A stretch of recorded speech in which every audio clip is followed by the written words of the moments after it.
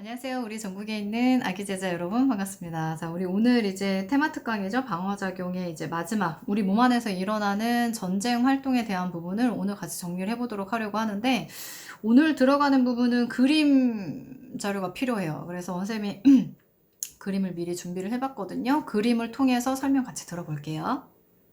자, 그러면 우리 이제 그림 자료를 통해서 내용을 하나하나씩 분석을 해보도록 할 건데요. 그림 되게 깜찍하죠, 여러분? 우선 중학교 수준에 맞춰 선생님이 설명을 해드릴 테니까 차근차근 여러분들 잘 따라오시기만 하시면 돼요. 요 선생님 이제 연필 보이시죠? 요거 여러분들 눈 따라오시면 돼요. 지금 여기에 나와 있는 뭐 대식세포라든가 그다음에 T림프구, B림프구, 세포 독성 T림프구, 보조 T림프구, 형질세포, 기억세포 지금 종류가 굉장히 많잖아요. 얘네들은 다 백혈구의 일종이에요. 그래서 세포에 대한 설명을 간략하게 먼저 하고 들어간다라고 하면, 지금 여기에 나와 있는 대식세포라고 하면 다 백혈구의 일종이라고 얘기했었죠? 적군이 들어왔을 때, 즉 병원체 혹은 항원이 들어온다라고 얘기를 했을 때 이 대식세포가 얘네들을 잡아먹어요. 이게 먹을 식자예요. 그러니까 잡아먹는 아이들을 이제 대식세포라고 얘기를 하고요. 그다음에 여기 지금 줄기세포라고 하는 아이가 존재하는데, 줄기세포로 들어가는 요 단어 같은 경우는 중등과정에서 나오는 아이들은 아니기 때문에 우리 제자들이 요걸 모르실 거예요. 그래서 이거에 대해서 간략하게 좀 설명을 해드린다라고 하면, 닉네임은 만능세포예요. 그러니까 이 줄기세포를 통해서 우리가 뭐든지 다 만들어낼 수가 있는데, 대표적인 예로 우리가 이제 엄마 몸 안을 살펴본다라고 얘기를 했을 때, 이 엄마 몸이에요. 가슴, 배. 자, 자궁이 있고요. 정자하고 난자가 수정이 이루어지게 되면 수정란이라고 하는 아이가 만들어지게 됩니다. 그러면 이 수정란이 만들어짐과 동시에 세포 분열이 정말 빠른 속도로 일어나게 될 건데, 얘네들이 뭐 세포가 2개였다가 4개였다가 8개였다가 계속 증가하잖아요. 예를 들어서 8세포기라고 가정을 해봅시다. 그쵸? 근데 이제 세포가 8개라는 얘긴데, 그렇다라고 해서 이 8세포기에 해당되는 수정란을 우리가 와 귀여운 아가다라고 표현을 하지는 않을 거란 말이에요. 왜냐면 사람 형태가 아니거든. 여기에 있는 이 세포들은 근데 잠재력이 굉장히 커. 왜냐면 얘네들이 계속 세포 분열을 하면서 나중에 결국엔 아기를 만들어내게 될 거거든요. 그쵸? 여기 사람 하나가 여기서 생성이 되는 거잖아요. 태아라고 하는 아이가. 그쵸? 그래서 이 안에 있는 이 세포를 우리가 줄기세포라고 얘기를 해요. 그러니까 얘네들은 잠재력이 굉장히 큰 아이들이야. 나중에 결국에는 왜 이렇게 지워지지? 나중에 결국에는 사람이 만들어질 거니까. 그러니까 줄기세포에 대한 자세한 내용을 알 필요가 없이 여러분들은 뭘 기억하시면 되냐면, 이 줄기세포에서 뭐든지 다 만들어낼 수 있는데, 지금 우리가 보고 있는 부분은 면역 반응이기 때문에 그와 관련되어 있는 세포도 여기에서 만들 수가 있겠구나. 이걸 여러분들 기억하시면 돼요. 그래서 여기 지금 보면은 골수라고 나와 있잖아요. 골수라는 거는 이게 골자, 뼈골자예요. 이 수자가 들어가면서 뼈를 잘라보게 되면 그 뼈 안에 그 국물이 있어요. 그 뼈 안에 있는 국물을 우리가 골수라고 얘기를 하고, 보통 이 골수 안에서 뭐가 만들어지냐면, 요거는 우리 중등 과정에서 공부하거든요. 혈구라고 하는 아이가 만들어집니다. 글씨가 혈구, 그치? 혈구라고 하면 적혈구, 백혈구, 혈소판 요런 아이들을 얘기하는 건데, 혈액 안에 있는 세포잖아요. 그쵸? 그 중에서도 백혈구, 그 중에서도 비림프구라고 하는 아이가 골수에서 만들어지게 됩니다. 그 다음에 이제 가슴샘, 이 가슴 흉자예요. 흉샘이라고도 표현을 하죠. 그쵸? 영어로는 타이머스. 발음 좀 어려워요. 그래서 여기에서 T림프구라고 하는 아이가 만들어져요. 그래서 T림프구도 백혈구의 일종인데, 얘네들은 별명이 사령관. 얘네들이 명령을 줘요. 그 다음에 B림프구는 군인이라고 선생님이 써드렸죠. 그쵸? 각각에 대한 특징도 여러분들 알아두시면 좋아요. 그 다음에 이제 T림프구가 나중에 세포 분열을 하면서 세포 독성 T림프구가 만들어지고, 그 다음에 보조 T림프구라고 하는 백혈구가 또 만들어집니다. 이 세포 독성 T림프구라고 하는 아이는 적군하고 직접 싸우는 아이들이에요. 얘가 세포잖아요. 그쵸? 그래서 적군하고 직접 싸워서 얘네들을 죽여. 그래, 면역력이 한층 올라가겠죠. 그래서 세포가 직접 싸워서 우리가 세포성 면역 반응이다라고 우리가 보통 표현을 하고요. 대표적인 게 암세포 죽이는 스타일이 요거예요. 되시죠? 그 다음에 보조 T림프구라고 하는 아이는, 얘가 지금 뭔가 명령을 받고 여기에서 뭔가 지금 항원이 들어왔다라는 부분을 얘기를 듣고 전달을 받고, 그 다음에 이 명령을 B림프구라고 하는 아이한테 메시지를 보내요. 그래서 그 메시지를 보낼 수 있는 림프구가 보조 T림프구예요. 여기 글씨가 잘 안 보이죠? 싹 지우면 이렇게 나와요. 그쵸? 그래서 이 보조 T 림프구가 야 지금 적군 이런 아이들이 들어왔대. 너 빨리 싸워줘야 되겠어. 그럼 이 B 림프구가 세포 분열을 통해서 증식 분할을 합니다. 여기다 세포 분열이라고 쓰지 않고 증식 분할이라고 써준 이유가 뭐냐면 세포 분열을 하게 되면 지랑 똑같은 아이 두 마리가 만들어지는 게 세포 분열인데 지금 여기에 만들어진 세포는 하는 역할과 기능이 전혀 다른 아이 두 마리예요. 그래서 지금 역할이 다르잖아요. 그런 아이들은 증식분화라는 단어를 씁니다. 그래서 형질세포하고 기억세포로 나뉘어지게 돼요. 형질세포는 여기 지금 항체라고 써 있는 거 보이시죠? 항체를 만들어내는 세포인데 이 항체가 쉽게 표현하면 총알이라고 생각하시면 됩니다. 적군이 들어오면 우리가 총을 쏴요. 응? 그쵸? 총알 혹은 표창? 이렇게 생각하시면 좋을 것 같아요. 얘가 움직이지 못하게 얘 몸에다가 표창을 이렇게 꽂아주는 거야. 안 움직이겠죠? 그럼 더 이상 퍼지는 일은 없을 거예요. 그쵸? 그럼 표창이 여기에 꽂혀져 있게 되면 못 움직여. 그럼 대식세포가 얘네들을 어떻게 야금야금 먹을 수 있는 거예요. 그러니까 대식세포의 기능을 좀 더 돕는 아이라고 생각하면 됩니다. 그리고 이 표창 자체, 그러니까 항체에서 독성이 뿜어져서 나오기 때문에 얘네들이 시들시들 죽어요. 항체가 되게 중요하죠. 근데 이걸 누가 쏴요? 형질세포가 쏘는 거예요. 얘가 건을 갖고 있거든. 그 다음에 기억세포라고 하는 아이는 이 전체적인 전쟁 스토리를 기록하는 아이예요. 이게 기록할 기자거든요. 되시죠? 그래서 전쟁이 다 끝나고 나면 더 이상 군인 이렇게 많이 필요 없잖아요. 그래서 얘네들은 다들 사멸하게 될 거고 중요한 거는 기억세포만 혼자 남게 됩니다. 그래서 똑같은 항원이 다시 한번 재침입하게 되면 여기는 항원 1차 침입이죠. 근데 여기는 항원 2차 침입이에요. 똑같은 놈이 또 다시 한번 침입해서 들어오게 되면 얘가 전쟁 스토리를 다 기록을 해놨기 때문에 그 기록물을 다시 찾아보는 거예요. 얘의 약점이 어딘지, 그 다음에 그때 당시에 전쟁을 이렇게 치렀더니 얘네들이 금방 죽더라. 이런 부분들을 기록을 해놨을 거기 때문에 이 똑같은 항원이 2차적으로 침입하게 되면 우리가 전쟁이 일어났는지 안 일어났는지도 알아차리지 모를 정도로 빠른 속도로 전쟁이 끝나요. 약점을 이미 아니까. 거기만 공격하면 되거든. 그걸 얘가 기억해. 그게 기억세포예요. 그래서 우리는 기억세포를 몸 안에다가 일부러 만들어내기 위해서 예방접종을 병원에서 그렇게 열심히 맞는 거예요. 되시죠? 그럼 이제 요거는 세포에 대한 전체적인 설명이었고 전체적인 스토리를 이제 설명을 해드릴 테니까 잘 들어보세요. 지금 여기 보면은 철조망이 있어요. 여기서 말하는 철조망이라고 하는 것은 우리 몸의 이제 1차 방어선이라고 생각하시면 되는데 대표적인 게 피부? 상처가 나면 구멍이 생기죠. 그쵸? 이게 지금 철조망이 끊어졌어요. 상처 난 거예요. 그러면 적군에 해당되는 항원 혹은 병원체, 비자기 물질, 내 몸에 있는 물질이 아닌 물질이라는 얘기예요. 비자, 아니 비자. 요런 아이들이 이제 들어오게 됩니다. 그쵸? 그러면 이 바깥쪽에서 대기하고 있었던 대식세포들이 이게 웬 적군이 들어왔지? 그럼 이제 전쟁 시작이에요. 얘네들이 이 항원한테 달라붙어서 얘네들을 갉아먹어요. 조금 더 정확하게 얘기를 하면 대식세포 사이즈가 좀 크거든요. 그래서 이 항원이 들어오게 되면 요렇게 모양이 바뀌어요. 백혈구 모양 아메바 형태로 이렇게 계속 바뀌는 거 우리 중학교 과정에서 공부했었죠? 얘네들을 싹 감싸 안는 방향으로 형태가 바뀝니다. 대식세포가. 그러면 이 항원이 다른 곳으로 빠져나가지가 못하겠죠. 그쵸? 지금 가두어진 상태예요. 그러면 항원이 있는 쪽으로 우리가 소화효소를 대식세포가 분비를 하면서 얘네들을 녹여서 먹는 거예요. 이게 대식세포의 기능이에요. 근데 중요한 거는 얘가 항원이 달랑 한 마리만 들어올 거라고 하는 보장이 없죠. 그리고 항원이 한 마리가 들어온다라고 하더라도 얘네들이 예를 들어서 세균 같은 아이들이라고 하면 번식 속도가 매우 빠릅니다. 항원이. 그쵸? 이 적군의 번식 속도가 빠르다고요. 그러면 몇몇 아이들이 얘네들을 갉아먹는다라고 하더라도 그 갉아먹는 속도보다 얘네들 번식 속도 더 빠르기 때문에 자칫 전쟁이 더 커질 수 있어요. 그러니까 이 피부 조직 내에서 이 전쟁이 끝나야지 항원이 예를 들어서 혈액 있는 쪽까지 들어온다라고 하면 전쟁이 커져요. 왜냐하면 혈액은 뭐예요? 순환이 이루어지거든요. 그럼 몸 전체로 삽시간에 얘네들이 퍼져. 항원이. 그쵸?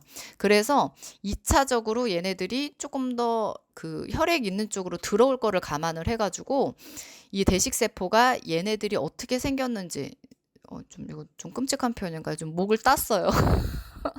목을 따서 대식세포 한 마리가 야 이런 적군이 들어왔어 라고 하는 이제 얼굴 보이시죠? 이렇게 갖고 이 명령의 사령관 T 림프구라고 하는 아이한테 이렇게 쪼로로 가서 일러 바쳐요.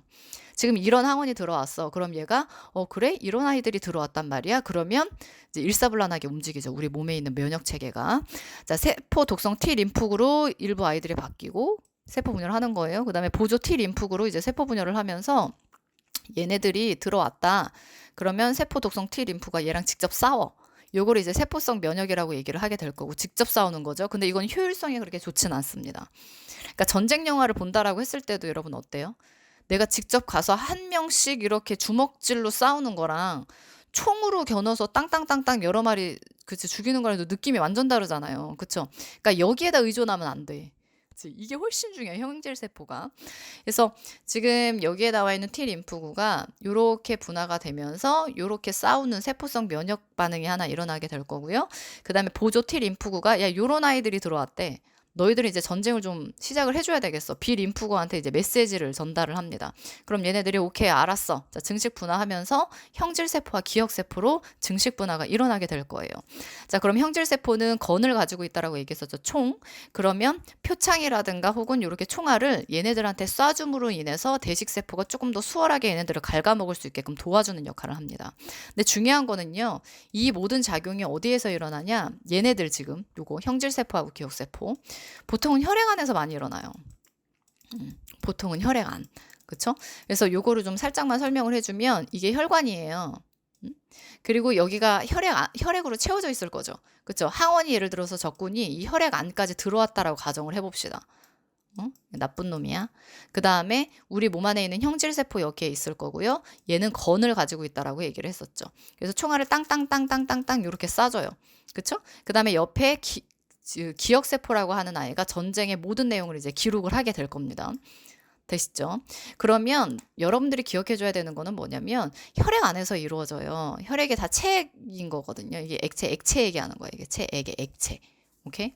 예, 몸 안에 있는 국물. 혈액도 몸 안에 있는 국물이잖아. 그래서 우리가 이 과정이 일어난다라고 하면 체액성 면역이라고 얘기해요. 체액성 면역 훨씬 더 중요합니다. 오케이? 그래서 결국에는 항체를 만들어내는 게 형질세포고 그쵸? 그래서 항체가 이렇게 만들어졌잖아요. 그래서 항체가 등장을 하죠. 근데 이 항체를 아무 항체나 만들어내는 게 아니라 각각의 항원에 맞는 항체가 따로 있어요. 그러니까 이게 아귀가 맞아야 돼, 얘들아. 그래서 이거를 얘가 제조를 해가지고 얘한테 던지게 되는 거예요, 항원한테. 그래서 이걸 항원항체 반응이라고 얘기해요, 체액성 면역을. 그리고 이게 잘 꾸려져 있어야지 전쟁이 빨리 끝납니다. 선생님 전쟁 뭐 그냥 좀 하면 되죠. 이렇게 얘기할 수도 있는데 참고로 전쟁이 일어나는 동안에는요. 우리 몸이 정상적이지 않아요. 열이 나고 기침이 나고 그쵸 몸이 으슬으슬 춥고 이렇게 몸이 시들시들 아파. 근데 그게 싫잖아 우리는. 그쵸 그러니까 전쟁은 빨리 끝나는 게 좋아요. 그쵸 이왕이면 승리해야 되겠다. 전쟁에서 지면 사망인 거예요. 그래서 이게 잘 꾸려져 있어야 돼요. 이게 항원항체 반응이고 면역성이 좋다라고 하면 보통 요거를 지칭하는 경우가 많습니다. 그렇죠? 그리고 암세포가 우리 몸 안에서 이거 뭐 살짝 여담으로 좀 얘기를 해드린다라고 하면 암세포가 우리 몸 안에서 되게 항상 만들어져요. 여러분 모르고 계셨죠? 암세포 항상 만들어지거든요. 근데 우리 몸 안에 NK세포라고 해서 그 내추럴 킬러 세포라고 얘기를 하는데 이거는 여러분들 교과과정에 나오는 내용은 아니거든요. 그 NK세포가 이 암세포를 끊임없이 죽여요. 그래서 우리가 암에 걸리지 않는 거예요. 그쵸? 근데 NK세포가 활성화가 떨어지게 되면 암세포를 못 죽이겠죠? 그럼 암세포가 점점 커져요. 그럼 이제 병드는 거예요. 이제 암 진단 받는 거죠. 그쵸? 이제 그런 부분도 여러분들 참고하시면 좋아요. 자, 그러면 이게 이제 항원이 처음 침입한 1차 침입이에요. 이게 1차 전쟁이라고 선생님이 써드렸는데 이게 이런 식으로 항원이 처음 우리 몸 안에 이렇게 침투해서 들어오게 되면 전쟁이 굉장히 힘들어집니다. 그쵸? 근데 똑같은 항원이 다시 한번 재침입해서 들어온다라고 하면 그때는 전쟁이 좀 쉬워져요. 왜냐? 전쟁이 다 끝나고 나면 여기에 있는 다른 백혈구들이 있잖아요. 전쟁이 끝났으니까 이런 군인들이 이제 더 이상 필요가 없는 거야. 그래서 얘네들이 이제 결국에는 사멸이 되고 결국엔 전쟁 끝나고 나면 남는 아이가 기억세포만 남게 돼요. 얘는 남아 있어야 돼요. 그래서 똑같은 항원이 다시 한번 재침입해서 들어온다라고 했을 때 이제 항원의 2차 침입이 되겠죠. 이제 2차 전쟁이 발발한 거예요. 근데 그 전에 얘가 한번 들어온 경험이 있기 때문에 이 기억세포가 그걸 다 기록을 했잖아요. 얘네들의 약점은 허리야. 여기로 공격하면 돼. 그리고 얘네들이 움직이지 못하게끔 우리가 항체를 만들어서 던져준다라고 했을 때 다른 모양이 아니라 이런 별 모양으로 만들어주면 얘네들이 움직이지 못하더라. 힘을 못 쓰더라. 이런 거에 대한 기록을 다 해요. 해놓은 아이예요. 그래서 항원이 침입해서 들어오면 여기에 들어가는 이 과정이 진행이 되는 게 아니라 이 기억세포에서 1차적으로 활성을 띠면서 여기에서 바로 형질세포하고 기억세포로 나눠집니다. 그래서 체액성 면역이 바로 일어나요. 그러니까 전쟁이 빠른 속도로 끝나겠죠. 내가 아프다라는 느낌도 없이. 무슨 말인지 가시죠? 그래서 우리가 그 예방접종을 한다라고 하는 게 딴 게 아니라 이 몸 안에다가 일부러 인위적으로 기억세포를 만들어주는 거예요. 예방접종이라는 거는 그러면 뭘 얘기하는 거냐? 우리 몸 안에다가 항원을 일부러 주입하는 거예요. 그러면 대식세포가 이제 가서 갉아먹고 이런 전 과정이 일어나게 되겠죠? 그쵸? 그럼 이제 기억세포는 그거를 이제 기록을 하겠죠? 그럼 내 몸은 시들시들 아플 수 있잖아요.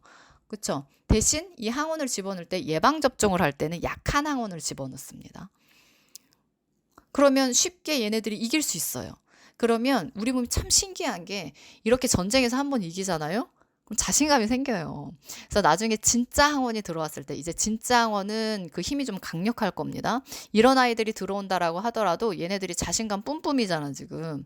응? 세포들이 쉽게 이길 수 있고 그다음에 얘네들의 그 약점을 알고 있기 때문에 빠른 속도로 그 약점을 공략을 해서 얘네들을 쉽게 죽일 수 있는 거예요. 그래서 우리가 예방접종하는 거예요. 기억세포를 만들어서 전쟁을 빨리 끝내는 방향으로.